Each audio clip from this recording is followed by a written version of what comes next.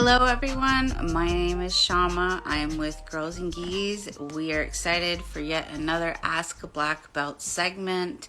Today we have on yet another fantastic black belt. Her name is Nicholle Stoller. She'll be helping answer your questions today, so chime in and ask some questions. She'll be there to answer them.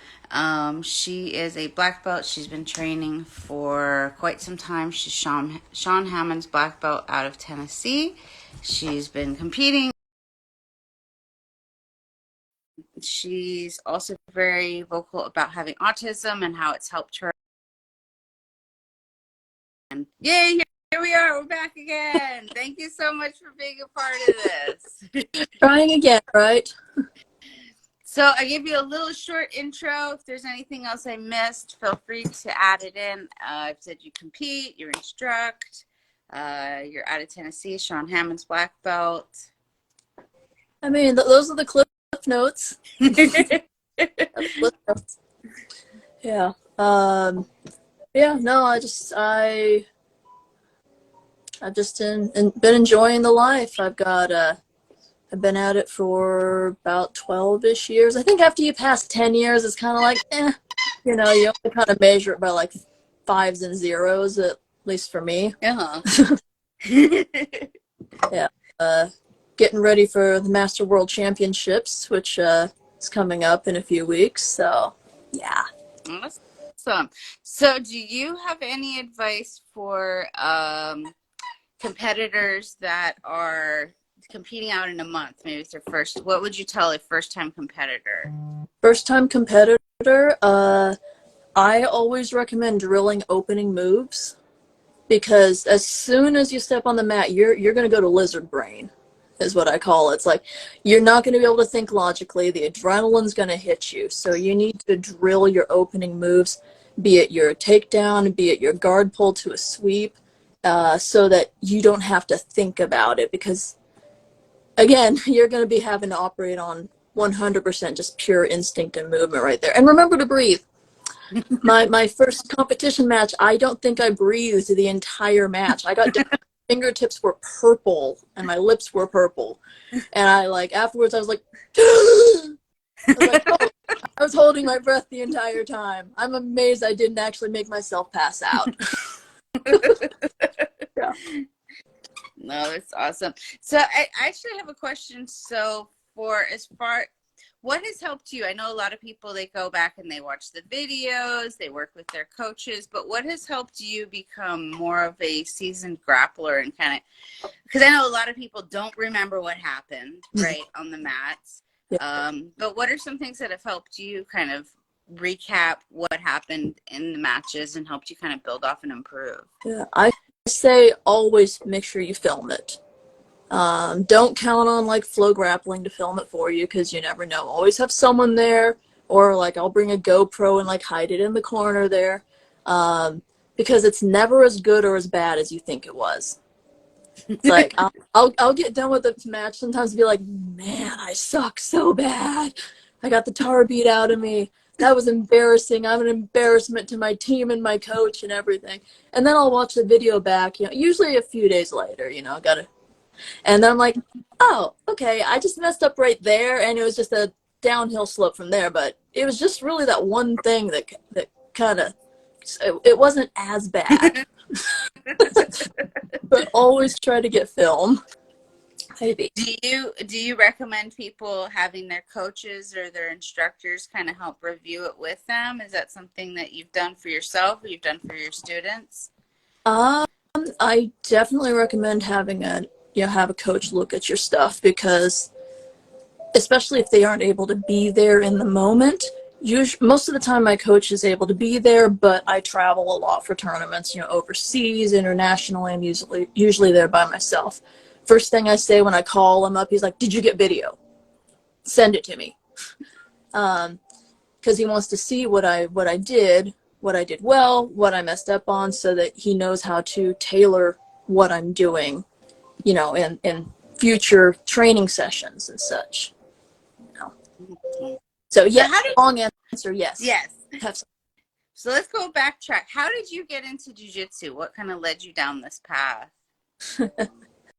So most of the biggest things in my life were just really random, like kind of fell into it. So I have a very prevalent family history of weight-related health problems, and I got out of breath walking up 3 steps, not 3 flights, 3 steps, and I was like, no, no, we're not going to go down this path. I love my family, but I don't want to be like my family. So, I growing up, I did Taekwondo and Jeet Kune Do, and I remembered I enjoyed that. I'm kind of bored at the gym. I need a hard goal. Like I need a really good hard challenge, like something that's almost impossible, you know. Um, so I was like, well, I like doing that, the Taekwondo and Jeet Kune Do, but I feel like as an adult, I need something more physically demanding to help keep me focused so I don't get bored and quit. So I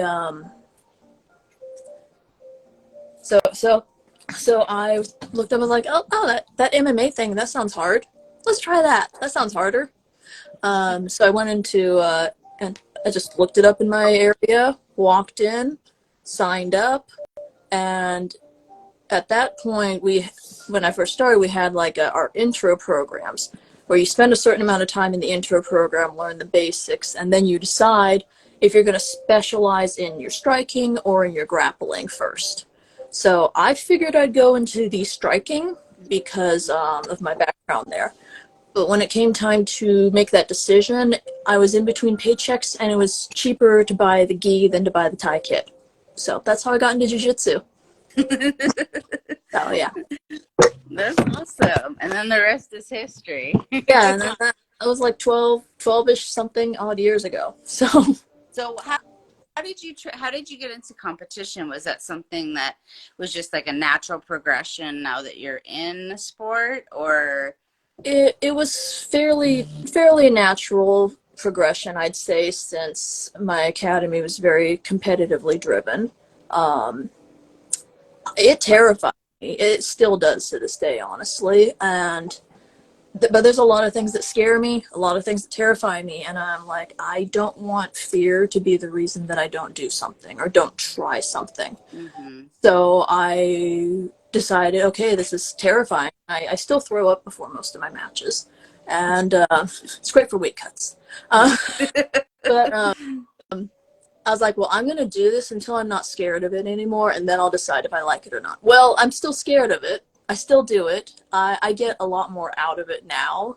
I've learned that fear is part of the process. The overcoming that fear is just very empowering.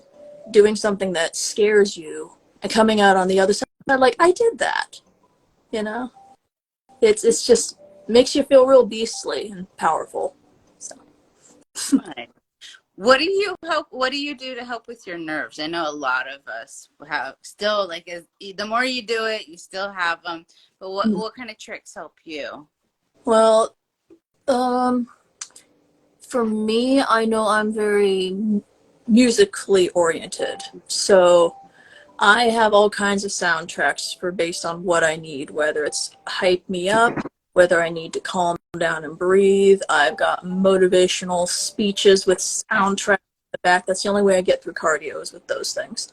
So I have to like pay really close attention to where my mindset is and make sure that I'm primed properly, because sometimes I'll get so keyed up and I'm like, okay, I need to calm down and breathe. And then there were a few times when I'm just like so chill, like, yeah, whatever. I was like, nope, that's, yeah, you need the nerves. You have to have the nerves because that gives you an edge. If you're not nervous going into a competition, you obviously don't care. Yeah. So that edge kind of helps you for sure. I think, I mean, like I talked to a lot of high level competitors, and everybody a lot of them say like it just doesn't go away, and a lot of them are like, yep. I mean, that's why the bathroom lines are long, right, at competitions. Like, yeah, you gotta go tinkle like 500 times. Yeah. At a certain point, you're just like, no, you don't need to pee. It's Like, just anxiety. Nothing's coming out. So, what advice would you have, or do you think that it's important? Well, let me start there. Do you think that it's important that everybody competes at least once? And what advice would you have to a newbie that's competing for the first time and maybe is just like super nervous, super anxious? Well, I personally think everyone should compete at least once per belt level. It's a very good way to get objective feedback on where you are because your teammates know all your tricks. You guys are learning the same techniques usually all together. And so it can leave you feeling really like you don't know anything at all, especially if you're one of the smaller people in your class or something like that, where, you're just so used to having to fight against all this extra. People know what you're doing. At a tournament, people don't know what you're doing. Mm-hmm. It's like they have no idea about this little secret thing that you like to do that all your teammates know about and shut down. Like I have a particular move that everybody at my academy knows. If I grab this one grip, they're not doing anything. They're not trusting it. They sometimes run away. So, but my opponents don't know that. And so you get the satisfaction actually trying your moves on someone who is unaware of what your skill set is. So it's just a more accurate measuring. And also I think at each belt level, just so you can feel the increase and the Mm-hmm. change. And it gives you good motivation to be like, I feel this sort of intensity at this belt level. And then I get used to that intensity. And then I get leveled up and I go to compete at this new belt level. And it's like, oh, it's a whole new world. And gives you what you need to aim. You are falling over a I'm lot today, aren't I'm having to take care. I'm playing with the dog. you? While I'm on this, and so he keeps hitting the table and it keeps falling over. Yeah.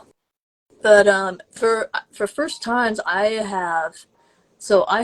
we have a fairly new academy that we've opened up. It's been open about 6 months. So I've got a lot of newbies. We've got like an old guard of like probably 50 core people that are like purple belt and up but we've got a bunch of brand new baby white belts and they're adorable. I love them.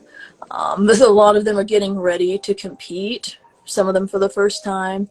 And of course they're nervous, they don't know what they're expecting.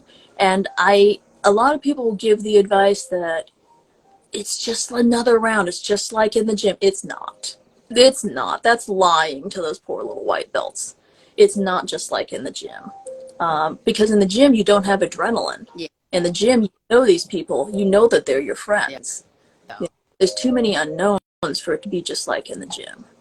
And I just tell them, look, you're gonna be nervous. You're gonna be freaked out. Trying to pretend that you're not will make it worse. yeah.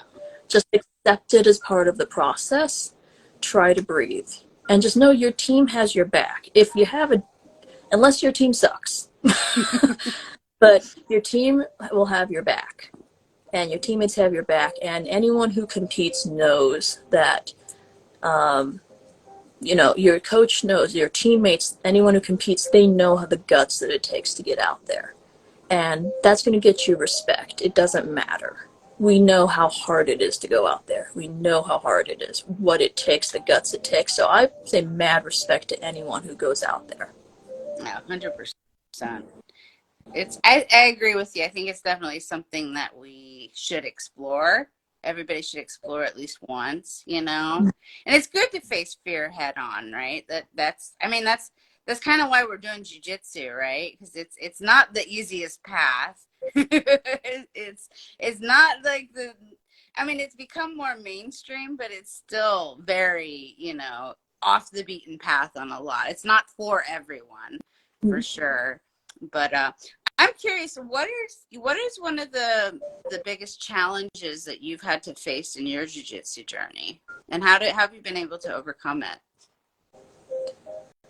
Well, I mean, most recently, the last, I'd say, 5 years have been pretty rough. I know privately, you and I have talked about a little bit of stuff, which I'm not going to go into detail because it doesn't need to bear detail repeating. But, you know, problems with changing ownership of my old academy, which changes the environment, losing all of my longtime training partners over it, you know, and then ultimately, you know, having my knee blowing out from under me like 3 weeks after I get my black belt.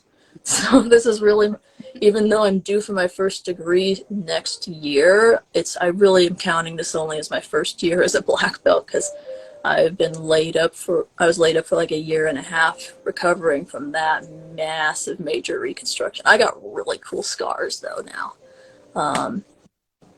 You know, but trying to stay focused through all of that when realistically speaking, no one would have blamed me if I quit.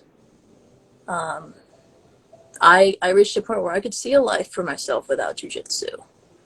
And I could see myself growing a life without jujitsu, because like it reaches a point when you're so disconnected from things that you don't even have the heart to like try to watch film because it's more frustrating.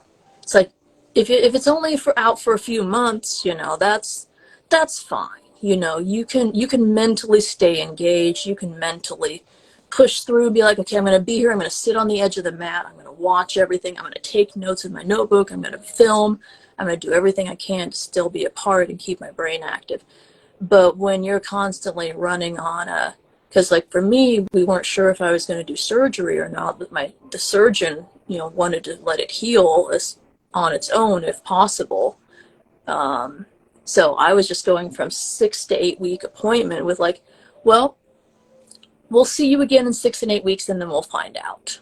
Well, we'll check in then. We'll check in then. Like I had no timeline for recovery at all, and trying to maintain hope in all instability and uncertainty in the middle of trying to figure out what I'm doing about my old, you know, this academy situation where I didn't have the support anymore that I needed to help. Like if my family was all together, you know, my jiu-jitsu family was all together, it's like that would have bolstered me and kept me going, but I lost all that.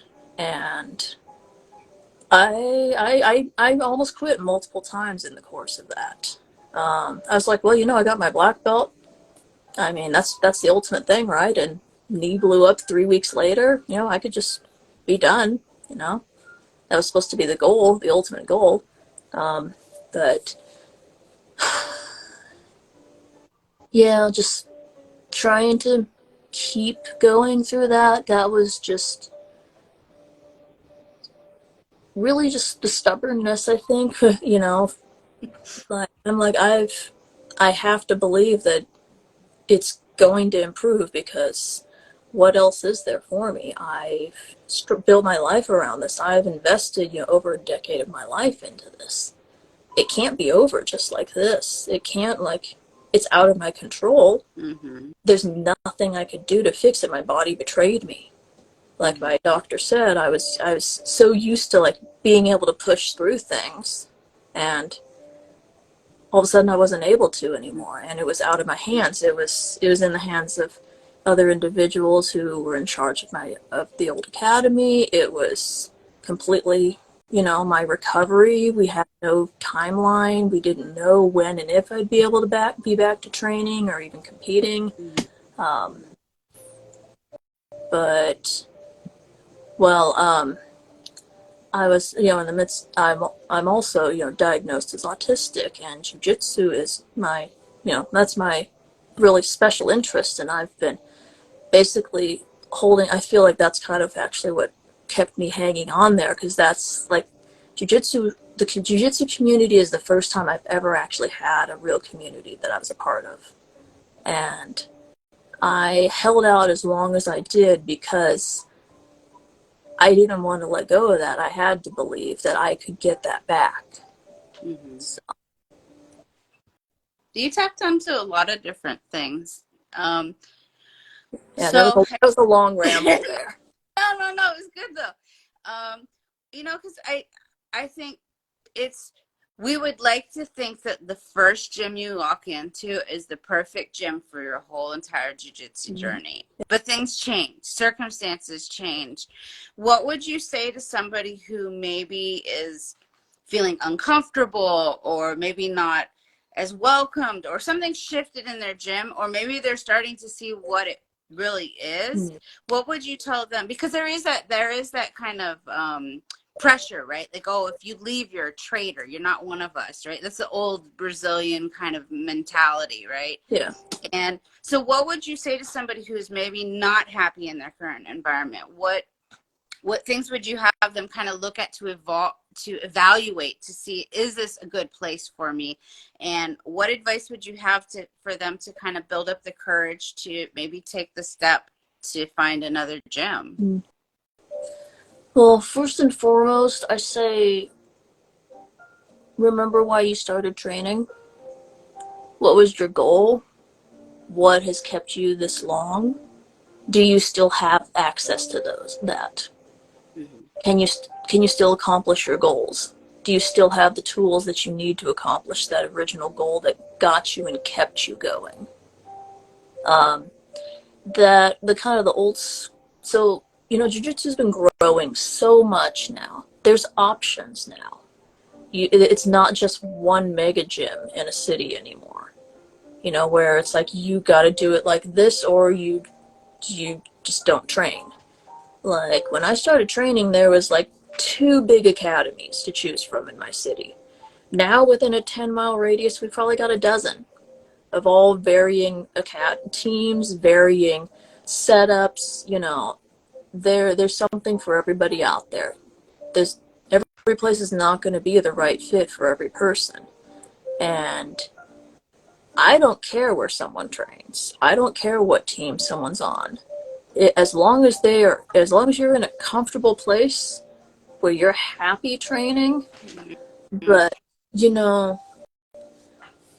of the day, it is a business too.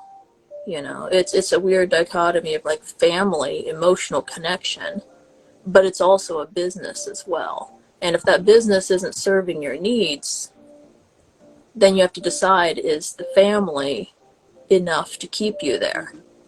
And that's why I stayed as long as I did at my old academy, because I wanted to be there for, I was like teaching there. I had students that I loved and I wanted to take care of, but it reached a breaking point where they broke my heart and I just couldn't be there anymore. So, did I answer that question? Yeah, I don't know. no, I could go down a rabbit trail and hope it worked. No, it's good. I mean, because I think if you're in this game long enough, I had it twice. I had to make a decision to leave 2 teams, and both of them I had been with for 8 years at the time, for each. And it's not an easy decision because you do have that emotional attachment to the people there, right? Especially if you started training and you're coming up the ranks with them. It is hard to kind of make that decision. So I think that was a really good answer that you gave. Another thing I wanted to circle back to is you say you do have autism. I'm curious, how has jiu-jitsu kind of helped you, and what reasons would you give to parents if they have a child that has autism to come in, or an adult that is considering jiu-jitsu? What are some of the benefits that you've seen personally? So, personally, for me, it's done amazing wonders for my overall anxiety levels, because I feel like when you reach the point where like Maslow's hierarchy of needs, personal safety, security is kind of your base level. When I reach the point where, because when I'm out in public, when I am in groups, I am running a million scenarios in my head to try to keep up, since I can't do it automatically. I am just like flow charts in my brain of like, if this person says this, I do this. This does this. If this does this, da, da, da, da, da. All for me to try to make sure I can fit in. Try to make sure that no one looks at me like, gives me that look. Like, yeah. But because it's very ostracizing. I want to be part. But taking care of that baseline level of that hierarchy of needs, where knowing that if the worst thing happens and I say the wrong thing and I make someone mad enough to want to like take it out on me, I can handle it. I can protect myself. Just taking care of that baseline has done marvels for everything else higher up. And just the personal security there, knowing that I have control of my own body. And in the case of something going wrong socially, I can control another's body as well. Now, people might say, well, that's catastrophizing, And like, yeah, but I have to know what I do in that situation if the worst happens. And then I don't have to worry about it. It's like it's in the brain, it's in the logs. It's not like I like ruminate over like this is gonna happen, this is gonna happen, this is gonna happen. No, it's like it's there, slotted away. Probably never to use it ever, but having it slotted away makes me feel safe. And then also the whole concept of the social aspect, I touched on that, where I've always, been on the fringe of the group, if I was in a group at all. Kind of like the person on the side that they drag into the center when they want me to do something goofy to entertain them, and then I'm ignored again. It's not, I don't think it was purposeful and intentional growing up, that sort of thing, but that was my role in any group. And it's very disheartening when you feel like that's the only thing you have to contribute. Like, but now I'm in a community where I'm actually feel like a real person. I'm treated like a real person. And also the fact that if I want to talk about jujitsu all day, I'm surrounded by people who think that's great and celebrate that. In fact, I am pretty sure a good portion of the jiu-jitsu community is in what I call the neurospicy brain spectrum themselves of some sort. But it's just a thing that we can connect with people. Also, I have a lot of sensory sensitivities and such. But one of the things I cannot handle is light contact. Like if someone comes up and just does this, I'm like, I'm gonna flinch away and just be like, no. But solid pressure, soothing, super soothing. So sometimes I've got a few of my teammates that I'm just like, just smash me today. I just need to be smashed. And it's like, it calms down my nervous system when I'm in one of those moments there. It's like a living weighted blanket. What about for kids and when the kids are developing and stuff? Do you think there's any benefits that that kids with autism have that maybe can help them to develop into young adults? Yeah. So for the kiddos, what I love about the jiu-jitsu for the kiddos is they get its structure, they get instant feedback, it's safe human contact with rules. Because most human contact, it doesn't have rules. Like and at any point, if you're uncomfortable in jiu-jitsu, you can tap and ends the contact, which is like when you're a child who is on edge and overstimulated, and someone's still forcing you to, no, you need to go hug your uncle. They'll be sad or your aunt will be sad if you don't hug them. It's even though they're overstimulated to the point where they can't contain themselves, the jiu-jitsu is like the opposite of that. Like if they're uncomfortable, they can just tap and then it ends. It's just the structure and the rules and the safety that is taught in there. The downside is this, let's face it, kids' classes can be chaos. Yeah. It's like that's the downside, is it's pure chaos. So at first it can be extraordinarily overwhelming, but so that's why with autistic children in Jiu-Jitsu class, I am not an expert on this. So disclaimer there. But if you have an autistic child wanting to start training in Jiu-Jitsu, I'd say focus on the rules, focus on the structure. Be like, hey, look, this is crazy over here, but this is why, this is what we're doing right here.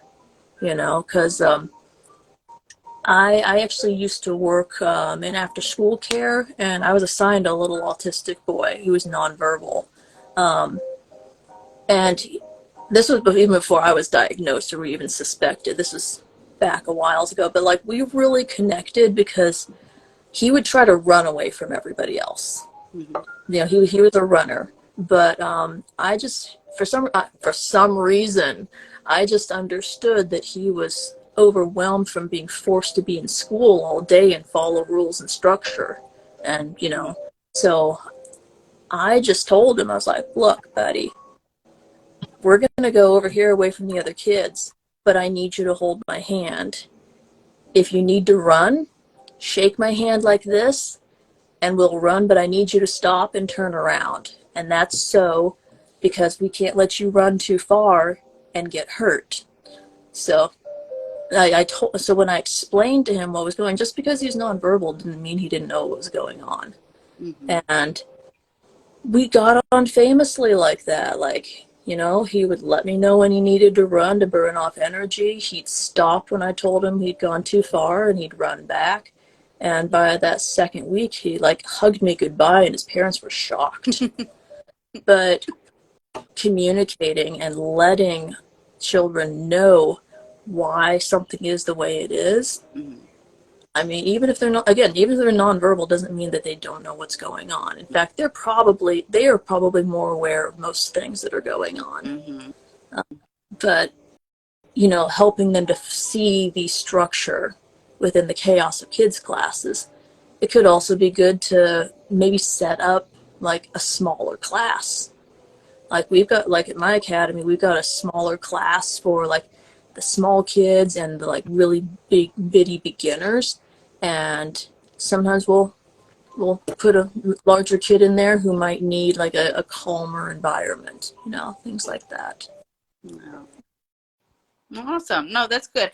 I like getting I think that's something valuable that parents need to hear, and to understand the benefits of how jujitsu can kind of help in the development. Mm-hmm. I've seen it so many times, time and time again, but getting your perspective on that, I think, is super important. I'm curious, what's next for you? What are we going to see you? I know you love competing.